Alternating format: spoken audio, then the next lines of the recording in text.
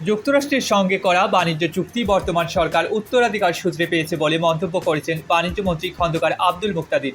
মন্ত্রী বলেন, বর্তমান সরকার এই চুক্তির সূচনাকারী নয়, তবে রাষ্ট্রীয় ধারাবাহিকতার অংশ হিসেবে এটি উত্তরাধিকার সূত্রে পেয়েছে। তিনি বলেন, রাষ্ট্রের মধ্যে সম্পাদিত কোনো চুক্তি ব্যক্তিগত চুক্তির মতো নয় যে ইচ্ছামতো বাতিল করা যাবে। এটি একটি বাস্তবতা এবং আমরা সেটিকে দেশের বাণিজ্য ও বিনিয়োগে সম্প্রসারণে সর্বোচ্চভাবে কাজে লাগাতে চাই। মঙ্গলবার 5 মে বাণিজ্য মন্ত্রণালয়ের সম্মেলন কক্ষে যুক্তরাষ্ট্রের দক্ষিণ ও মধ্য এশিয়া বিষয়ক সহকারী বাণিজ্য প্রতিনিধি ব্র্যান্ডন লিঞ্চের সঙ্গে বৈঠক শেষে যুক্তরাষ্ট্রের সঙ্গে করা বাণিজ্য চুক্তি নিয়ে সাংবাদিকদের এক প্রশ্নের জবাবে তিনি একথা বলেন। বাণিজ্যমন্ত্রী বলেন, যে কোনো আন্তর্জাতিক চুক্তি দুই পক্ষের সমন্বয়ে গড়ে ওঠে।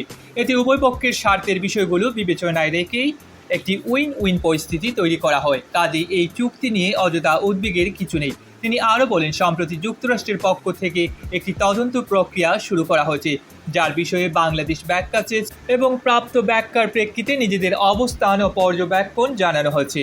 আমরা স্পষ্টভাবে জানিয়েছি, বিদ্যমান চুক্তির প্রেক্ষাপটে এ ধরনের তদন্ত শুরু না হলে তা আরও ইতিবাচক হতো।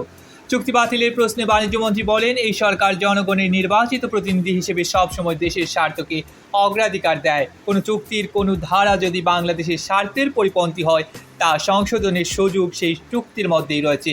তিনি এটিকে সেলফ কারেক্টিং এলিমেন্ট হিসেবে উল্লেখ করেন।